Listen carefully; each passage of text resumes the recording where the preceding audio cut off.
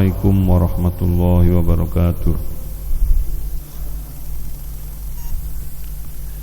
Bismillah, alhamdulillah, wassalatu wassalamu ala rasulillah Sayyidina wa maulana Muhammad ibn Abdillah wa ala alihi wa sahabatihi wa mawalahu wa la hawla wa la quwata illa billah. Amma ba'du, qala al-musannifu rahimahullahu ta'ala wa nafa'ani wa iyyakum bi ulumihi fid dharain amin ya rabbal alamin.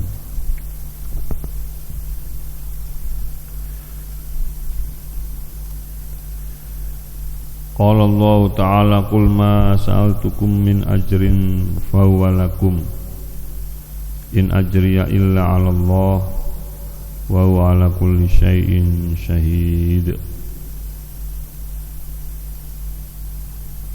Sadaqallahul azim wa sadaqa wa balagha rasuluhu nabiyul habibul karim wa nahnu ala dzalika minasy syahidin wasyakirin walhamdulillahi rabbil alamin. Alhamdulillah, hadirin jamaah sekalian,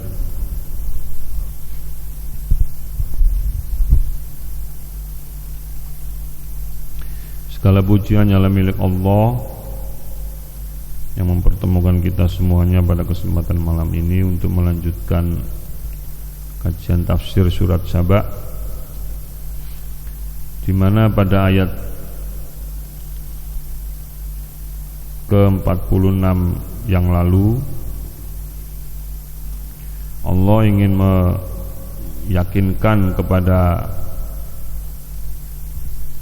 orang-orang Makkah, penduduk Makkah, Quraisy, ya, orang-orang Quraisy penduduk Makkah, bahwasanya Rasulullah SAW itu bukan orang yang gila. Ma bisahibikum min jinnah, in huwa illa nadhirul lakum baina yaday adzabin syadid. Karena Muhammad itu hanyalah orang manusia yang diperintah untuk mengingatkan, untuk memberikan peringatan bahwa nanti ada siksaan bagi orang yang jahat. In huwa illa nadhirul lakum baina yaday adzabin syadid. Otomatis biasanya yang takut, yang nggak suka, ya otomatis orang-orang yang jahat, ya kan? Kalau dikasih tahu bahwa nanti akan ada hukuman bagi orang yang membuat pelanggaran misalnya, maka orang yang biasa melanggar itu pasti orang yang nggak suka. Kasih. Nah, kemudian yang paling disorot ketika Rasulullah SAW menaiki Jabal Abi Qubais, ya, Jabal Abi Qubais itu sekarang ya jadi Hotel Hilton, itu yang di mana, dekat Masjidil Haram itu. Ketika Rasulullah SAW naik kemudian mengatakan fa inni nadhirul lakum baina yaday adzabin syadid.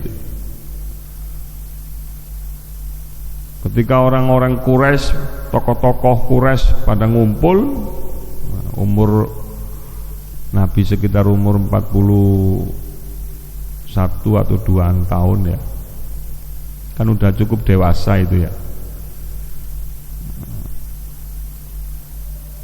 Ngumpulin, kemudian orang-orang Quraisy bertanya, lima jama'tana, ada apa kalau kamu ngumpulin kami ini? Ternyata Nabi cuma ingin mengatakan inni nadhirul lakum baina yaday adzabin syadid. Saya ingin memberikan peringatan kepada orang-orang yang berbuat jahat bahwa nanti akan ada hukuman, akan ada siksa. Nah, yang paling kenceng Ya, yang disorot oleh Allah Subhanahu wa taala yang paling kencang membantah Nabi itu adalah Abu Lahab. Ya. Sehingga dia mengatakan tabban laka ya Muhammad alihada jama'tana. Kurang ajar kau Muhammad. Ternyata hanya karena ini saja kamu ngumpulin kami. Sehingga Allah menurunkan, Allah marah, ya kan? Nabi enggak marah Nabi. Tapi yang mengutus Nabi ini, yang mengutus Rasulullah SAW ini yaitu Allah ini marah, sehingga turun ayat tabat yada abi. Nah, ini yang terutama yang paling kita khawatirkan para jamaah sekalian, kalau kita itu menghina, mencaci maki, memusuhi, membenci, atau mungkin berbuat jahat dengan sesama manusia.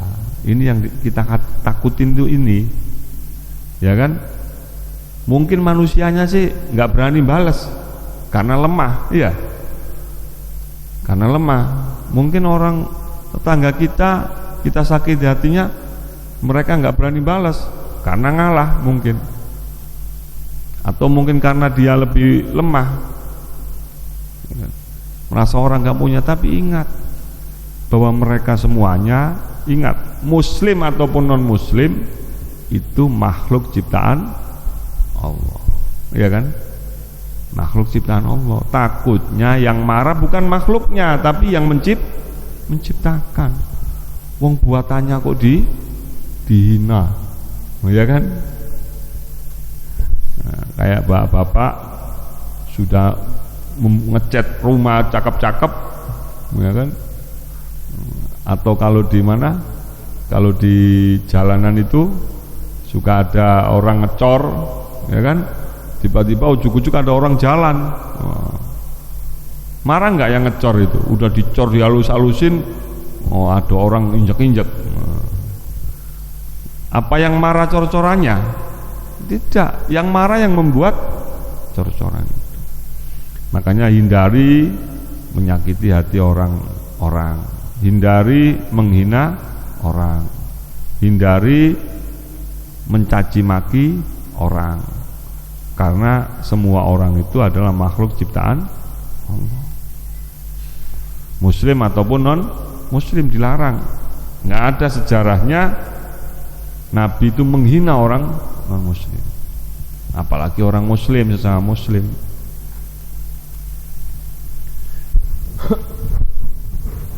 Bahkan Allah sendiri melarang, wala tasubbul ladina yad'una min dunillahi fayasubbullaha adwam bighairi ilm.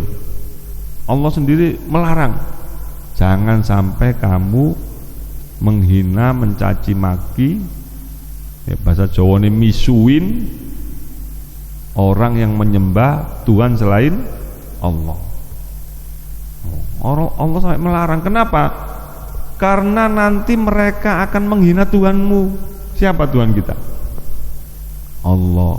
Jadi gara-gara kalian menghina mereka, yang dihina siapa? Allah. Makanya di dalam Quran itu dilarang seperti itu. Nah, ketika Rasulullah kemudian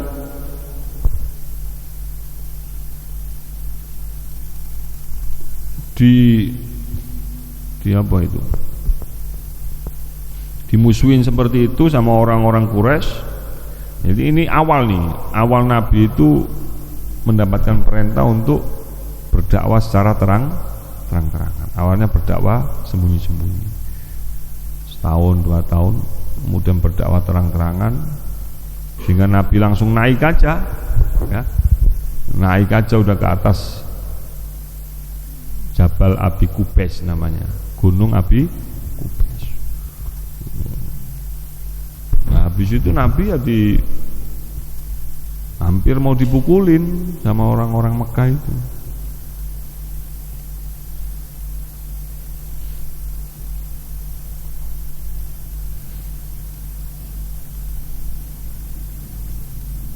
Kul, katakan wahai Muhammad, nah, Maka kemudian Allah mengajarkan kepada Rasulullah untuk mengatakan ma sa'altukum min ajrin. Ma sa'altu orang jaluk ingsun, saya tidak meminta kum kepada kalian semua min ajrin upah. In ajriya fawwalakum maka upah itu buat kamu. Jadi katakan wahai Muhammad ma sa'altukum min ajrin fawwalakum. Saya itu ngomong begini ini enggak minta dibayar. In ajriya illa 'alallah.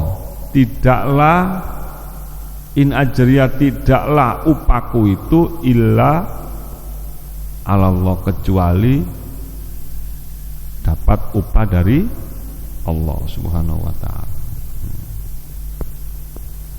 Wa huwa ala kulli syai'in syahid. Wa huwa dan Allah itu ala kulli syai'in atas segala sesuatu itu syahidun. Itu Tuhan yang menyaksikan. Nah, ini kuncinya. Kuncinya dakwah itu seperti ini. Kalau enggak seperti ini sia-sia. Kuncinya dakwah itu adalah jangan minta upah kecuali dari Allah. Jadi ceramah, ngaji, apa lagi? Adzan, imam, apa lagi? Ya, taklim, jangan sekali-kali mengharapkan upah. Itu kuncinya. Kalau dikasih jangan nolak, tapi jangan punya sedikit pun perasaan minta dibayar. Ya. Kuncinya di situ.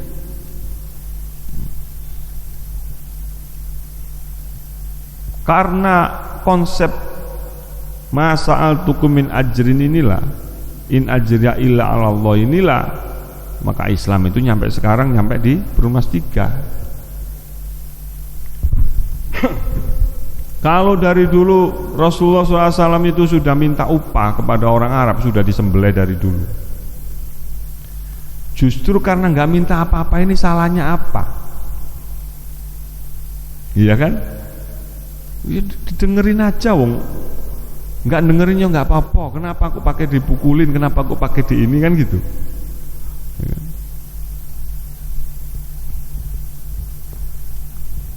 Kalau orang itu nggak mengharapkan upah apapun ya, upah itu tidak hanya berupa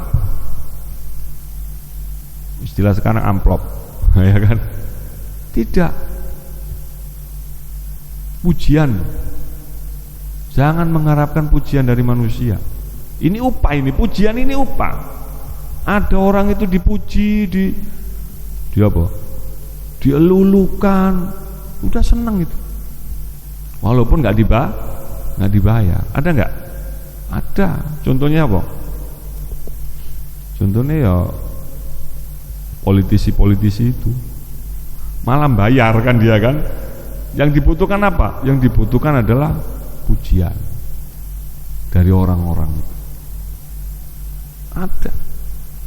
Jadi konsep ajar, balasan, upah itu bukan hanya berupa materi, termasuk balasan pujian, termasuk apa ya?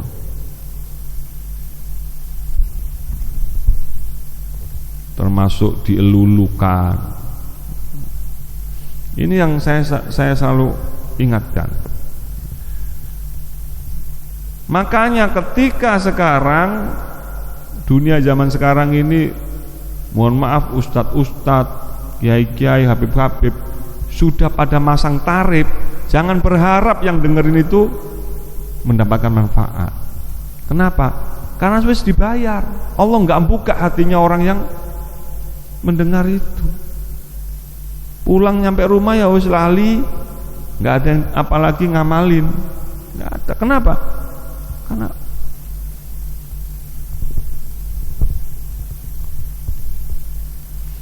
Karena mengharap. Ciri-ciri mengharap itu gimana? Nah, ciri-ciri mengharap itu kalau panitianya lupa ngasih, nanyain ya. Nah ini mengharap. Saya punya teman Pak, bukan hanya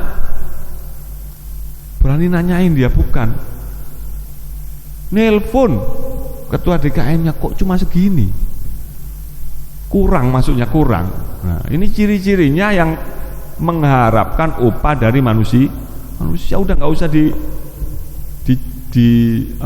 dicari definisi yang jelimet-jelimet, nggak usah. Seperti itu.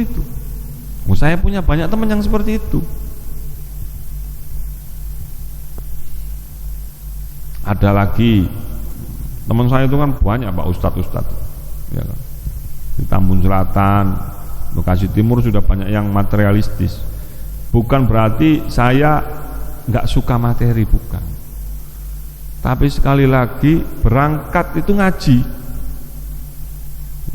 mau disuguhin, mau ada jamaahnya banyak atau sedikit itu nggak penting.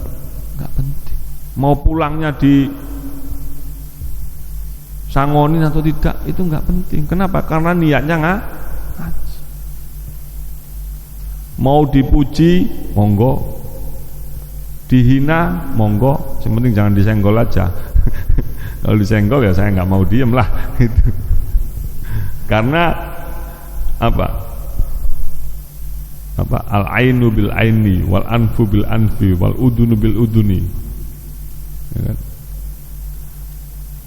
Karena ketika Islam sudah maju, ini konsep pembalasan itu harus ada.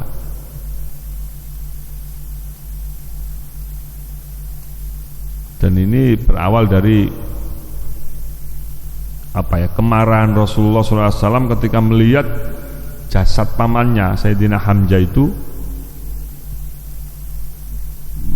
meninggal dalam keadaan mengenaskan, dadanya sobek-sobek, hatinya dikunyah-kunyah sama Hindun itu. Maka beliau marah sekali, sampai beliau bersumpah akan membalas 70 kali ya, orang Mekah dengan nasib yang sama seperti itu. Nah, kemudian ucapan itu dilarang oleh Allah, nggak boleh. Ini dicolok matanya, colok lagi, ya kan? Ditempeleng, ya tempeleng lagi, gitu kan? Itu yang disebut dengan kisos. Kecuali kalau mau memaafkan itu lebih baik, wa anta'fu khairul lakum. Kalau mau memaafkan ya baik. Tapi kalau di Arab Pak, di hukum Islam itu ketika orang membunuh ya harus dibunuh dia. Nah, cuma di pengadilan ini ahli waris keluarga korban kalau mau memaafkan dengan mendapatkan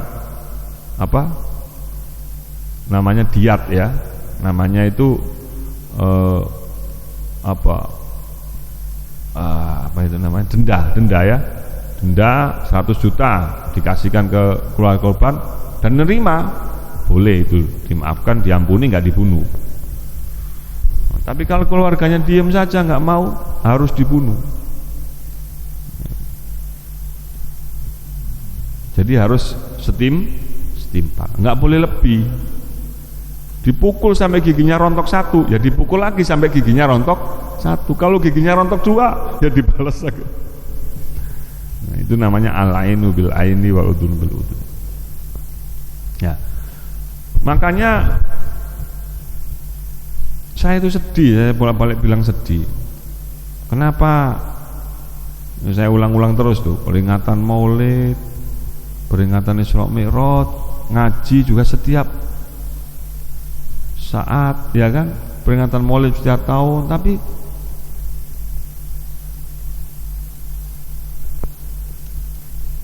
istri-istri Nabi aja nggak hafal.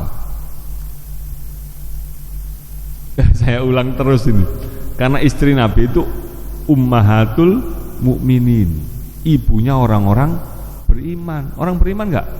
Iya. Coba hafal nggak ibunya? Nggak hafal. Hafalnya cuma 2, Khadijah sama Aisyah. Yang lain nggak apa. Nah terus ini dampak maulid memperingati kelahiran Nabi ini apa? Sementara dalam peringatan kelahiran Nabi itu harus membahas terkait apa kemarin? Pra-maulid, indal maulid dan pasca maulid, qoblal maulid, indal maulid dan ba'dal maulid. Ini masjid udah ngadain maulid Nabi nggak? Udah.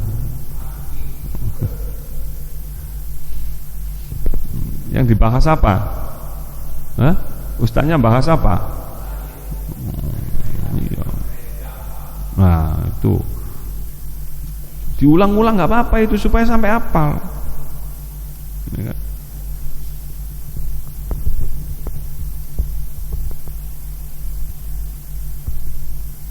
Jangan bahas politik, bahas ini sia-sia itu. Politik itu emang di masjid seharian kan enggak bisa dibahas di tempat lain.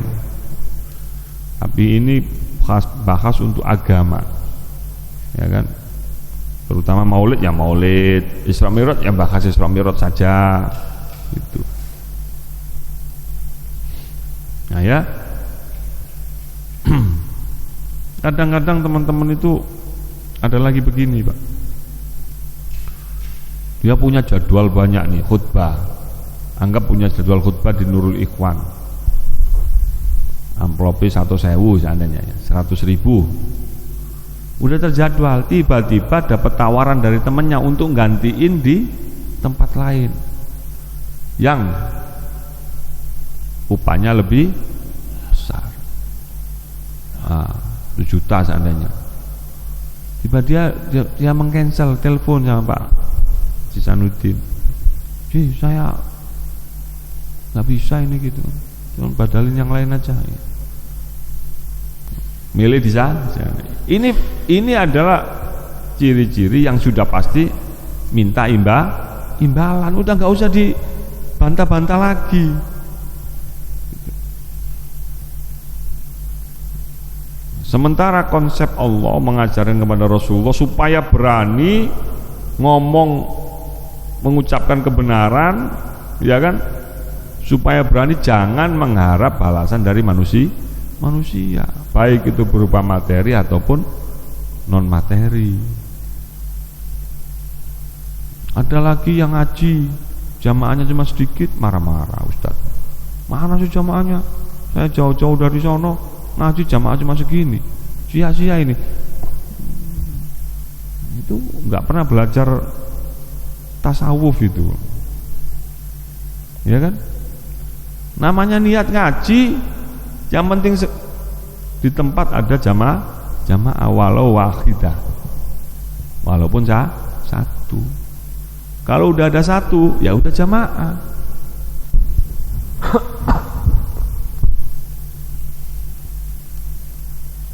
Kalau yang seperti itu walaupun banyak kayak apapun jamaahnya sia-sia, nggak dibuka futuhnya itu nggak dibuka sama Allah Subhanahu Wa Taala.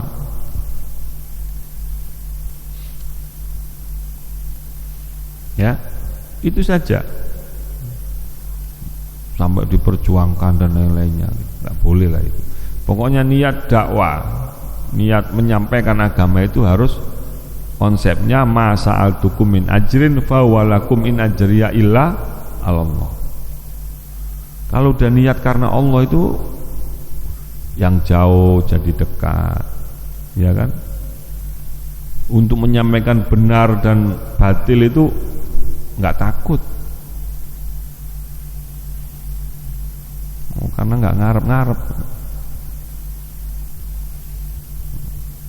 Makanya Rasulullah SAW selalu menunggu instruksi dari Allah Subhanahu Wa Taala. Rasulullah itu kan sejak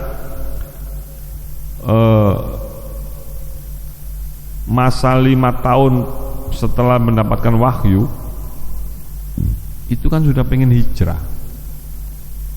Kenapa? Karena diintimidasi terus sama orang-orang Mekah. Kenapa orang Mekah mengintimidasi walaupun Nabi itu nggak mengharapkan pahala apa-apa? Karena ini merusak tatanan orang-orang jahiliyah saat itu. Kenapa merusak? Karena Islam datang untuk kesetaraan, ya kan? Untuk kesetaraan. Dalam pandangan Islam, manusia itu semuanya sama. Inna akramakum indallahi atqakum. Yang paling mulia itu orang yang bertakwa. Yang nggak mau, orang Arab nggak mau. Kenapa? Yang paling mulia ya orang yang paling kaya. Yang paling mulia ya orang yang paling kuat. Oh, ditentang. Yang kedua, Rasulullah SAW datang untuk mengangkat derajat wanita dan anak yatim.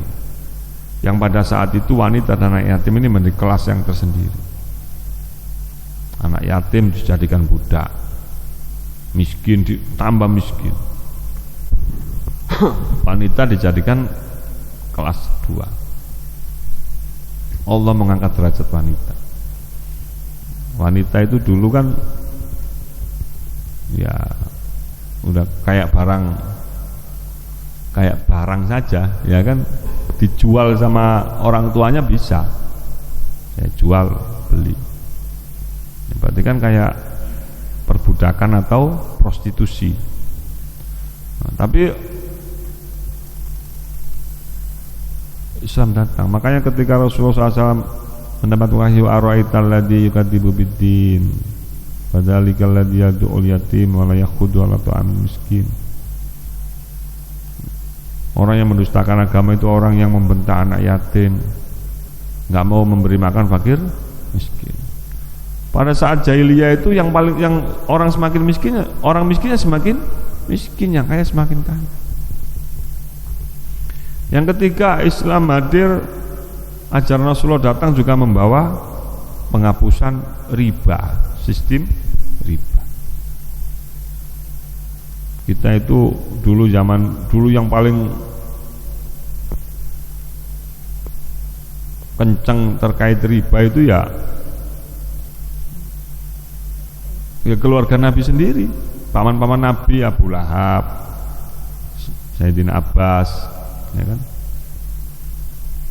Jadi minjemin orang 200, baliknya 300. Kalau nggak bisa balik, nambah terus jadi 400. Pada waktunya nggak bisa balik, nambah terus jadi 500. Ya kan? Terus gimana caranya supaya bisa balik? Nah, kadang-kadang yang punya utang sampai jual anaknya supaya dijadikan budak. Kalau sampai nggak bisa bayar, sampai buahnya nggak bisa bayar, orangnya yang punya utang dijadikan budak. Anaknya otomatis jadi budak.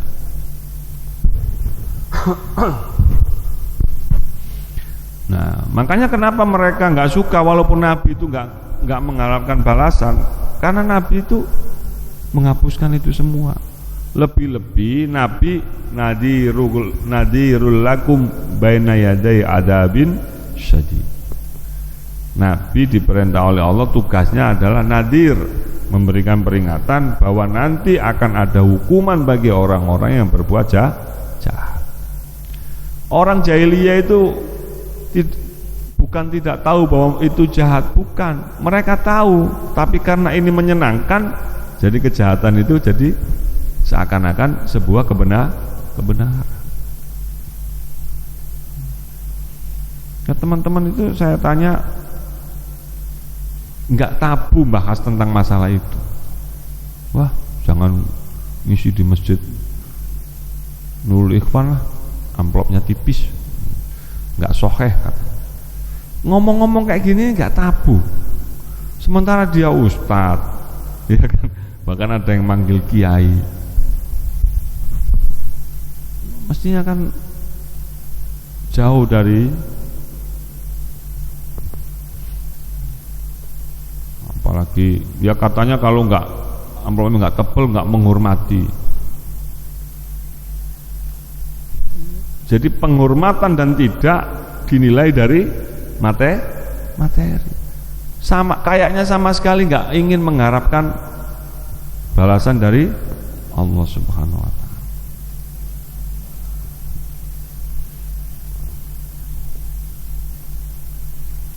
Padahal saya itu benar-benar yang saya ingat dari guru saya itu yang penting mangkat. Saya punya guru Quran, muridnya Mbak Arwani. Mbak Arwani itu muridnya Mbak Munawir, Rabi'a. Naik sepeda ontel dulu. Itu dulu yang ingetin saya, yang penting mangkat. Pernah karena beliau itu datang ke pesantren nggak ada santri satupun. Karena dilarang oleh, ya biasalah, sesama ustadz juga sama kiai kadang-kadang saling apa jenenge nggak suka itu ya jenenge namanya juga manusia. Nggak ada santri yang ngaji karena dilarang. Nggak apa-apa kan. Sing penting saya itu ngalami seperti itu, Pak. Saya itu ngaji, udah lama ngaji. Sampai sekarang sih masih ngaji di tempat lain. Udah hampir 15 tahunan. Dulu itu saya lagi ngaji, datang yang ngaji cuma 2 orang. Saya bilang kemana? Oh, kita ngajinya sudah ngaji ke nanti, Pak. Jadi pindah ke ustadz lain yang baru. Katanya ngaji saya itu ngajinya terlalu tinggi.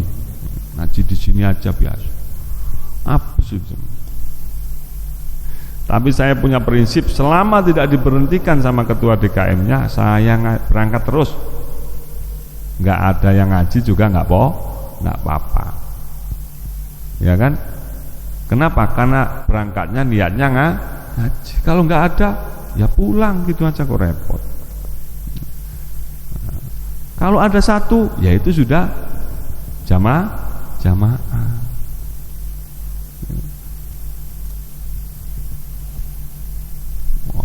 Akhirnya banyak itu yang ngaji, Pak. Jadi saya itu ngajinya maghrib sampai isya, dia ngajinya mulainya jam 8 gitu.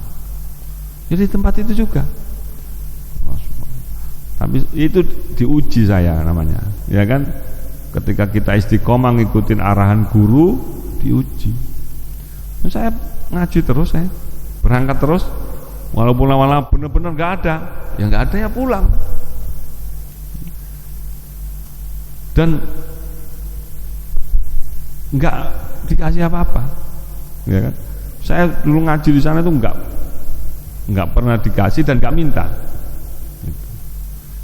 Nah, cuma dikasih nggak pernah nolak, gitu kan? Mau dikasih kok.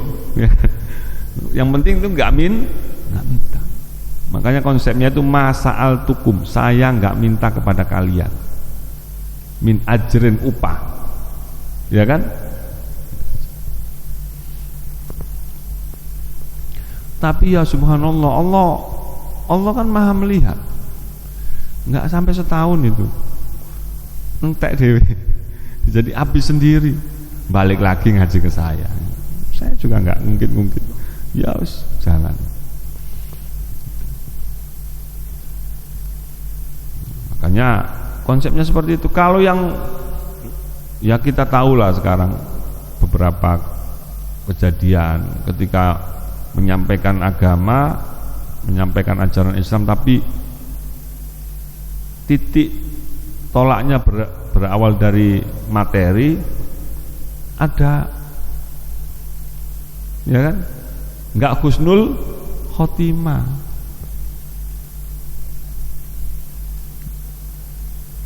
berakhir dengan tidak baik. Nah, sehingga ajaran Allah kepada Rasulullah ini harus benar-benar dibawa supaya Islam ini bisa sampai. Kita sampaikan, didengar oleh jamaah, Allah lah yang akan membuka hati mereka untuk mengerjakan. Itu konsepnya dari Rasulullah SAW seperti itu. Ya mau ditolak, mau di ini urusan lain, yang penting menyampaikan. Ada lagi modus baru nih, Ustadz nih, hati-hati juga ini masjid ini, jangan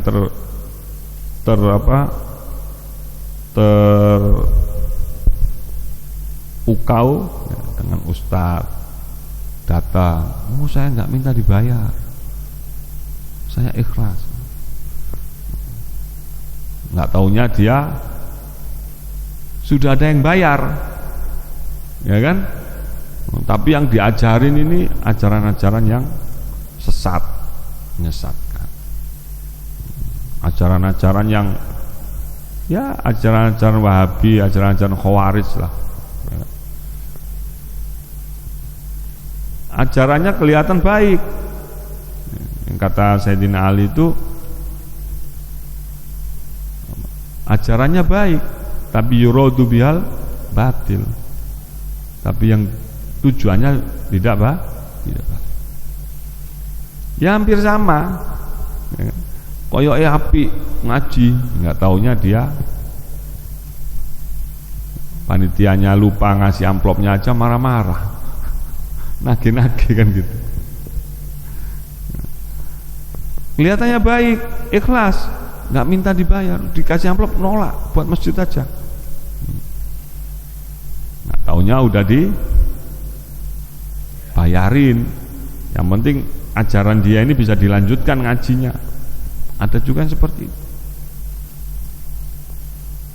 Ada juga yang saya dari awal dulu pertama dia menyampaikan itu saya udah nggak srek. Lebih-lebih dapat cerita dari teman-teman kadang-kadang, wah ngajarin orang sodako. Tapi sodako yang saya punya teman Ustadz Tohari itu, masjidnya Ustadz Tohari itu lagi bangun masjid, ngundang nih Ustadz, ngajarin orang sodako, masjid harus di ini. Orang kan berlomba-lomba sodako, uangnya dibawa pulang sama dia. Bukannya dikasihkan masjid itu supaya buat bangun, dibawa pulang semuanya bersih. Ada yang seperti itu. Kayak gitu-gitu itu enggak husnul khotimah. Kalau enggak segera taubat untuk menyelesaikan semuanya, wallahu alam apa yang akan terjadi. Karena itu enggak benar seperti itu. Untuk memperkaya diri sendiri, istilahnya sekarang menjual agama. Menjual agama. Sodako, ngumpulin sodako di masjid sini ya, sodako jamaah sini kasihkan masjid. Banyak lah modus-modusnya itu, Pak. Ada yang modus dengan anak yatim,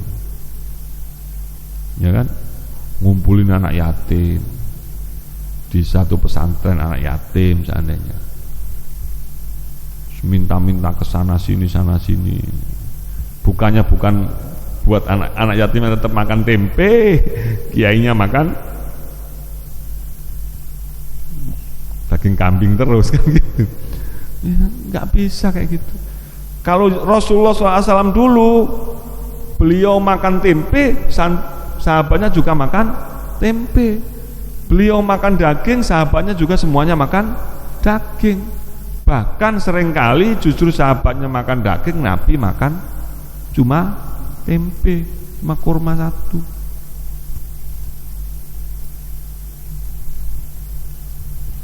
Sekarang enggak. Jadi benar-benar ada yang pengen jualan aja ngumpulin orang Islam semua. Saya dalam hati itu enggak terima melihat itu. Nanti di hadapan Allah saya akan tuntut orang-orang seperti itu, karena sudah merusak tatanan agama ini. Karena mereka ya, contoh kayak Wahabi, Salafi, Khawarij ini, mereka ini kan nggak sengaja itu, Pak. Ya tetangga kita sih nggak tahu, nggak sadar, karena memang yang diajarkan baik, ya kan. Tapi tujuannya ini nggak taunya kan memang misi dari orang-orang Yahudi untuk menghancurkan Islam dari dalam. Karena mereka sudah nggak peduli dengan semua. Dulu masjid ini kan saya tahu sendiri dari awal sama Pak Haji Sanudin.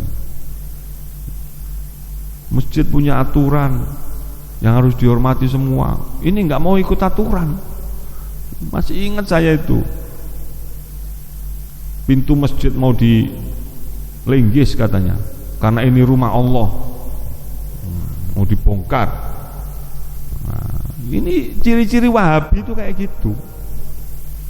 Kalau bicara masjid ini milik Allah, rumahmu juga milik Allah. Nggak usah dikasih pintu, nggak usah dikasih kunci, karena dunia ini milik Allah. Nah itu mikir kayak gitu nggak nyampe mereka, karena mereka sudah didoktrin oleh ustadz-ustadznya yang dibayar, ya. Ustadz-ustadznya itu dibayar, mereka memang ngaji nggak minta bayaran, tapi karena mereka sudah dapat bayaran, dibayar oleh orang-orang Yahudi. Ya memang bukan orang Yahudi langsung, kalau Yahudi langsung konangan. Naudzubillah min dzalik. Islam itu pernah mendapatkan fitnah seperti itu, Pak, bukan sekarang saja. Ya, dari zaman Sayyidina Utsman sampai terbunuhnya Sayyidina Utsman, terbunuhnya Sayyidina Ali, bukan oleh orang kafir, bukan non muslim, bukan. Yang membunuh Sayyidina Utsman itu bukan orang non muslim, bukan orang muslim. Yang membunuh Sayyidina Ali itu bukan orang non muslim, bukan orang muslim. Hafal Quran, rajin, jamaahnya rajin, jidatnya hitam, ya kan? Tapi karena mereka nggak tahu diperalat. Ini makanya konsep ma sa'altukum min ajrin in ajriya illa 'alallah. Saya nggak minta bayaran, tapi sekaligus punya konsep bayaran saya dari Allah. Itu harus dipegang teguh. Jangan tergoda oleh bayaran dari siapapun. Sekali lagi, kalau dikasih jangan nolak, karena itu rizki. Zaman Nabi juga gitu, Pak. Sayyidina Umar itu diperintah oleh Nabi untuk jadi petugas zakat, ya, menjadi petugas zakat. Pulang-pulang bawa zakat, serahkan semua sama Nabi. Sama Nabi dikasih duit, ini upah, ya kan, dikasih. Waktu itu konsep amil sudah ada, dijalankan Nabi dibantu. Umar nggak mau, saya kan ikhlas. Itu konsepnya, kalau dikasih jangan nolak. Sanatnya itu. Ini pentingnya kita itu kalau ngaji dari pesantren itu selalu punya sanad sampai ke Rasulullah, apa yang diceritakan itu. Ya. Enggak, saya enggak mau, saya ikhlas ya Rasulullah. Terima, dipaksa Nabi, terima dulu. Setelah kamu terima, ya kan, sebagian kasihkan, sebagian buat kamu. Kalau kamu kasihkan semuanya ya urusan kamu. Yang penting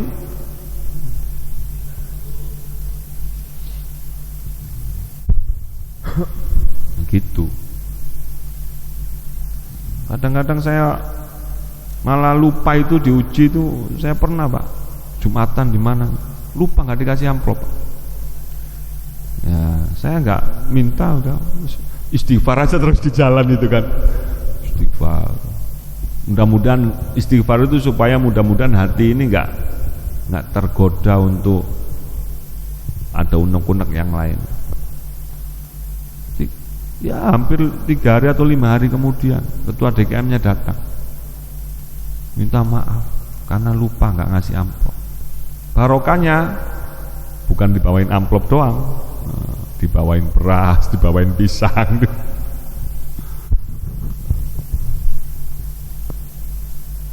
Tapi banyak juga teman saya yang minta. Nah, kalau udah minta ini udah itu pasti salah. Karena kalimatnya Allah adalah sa'altukum, ma sa'altukum. sa'altukum min ajrin. Saya enggak minta.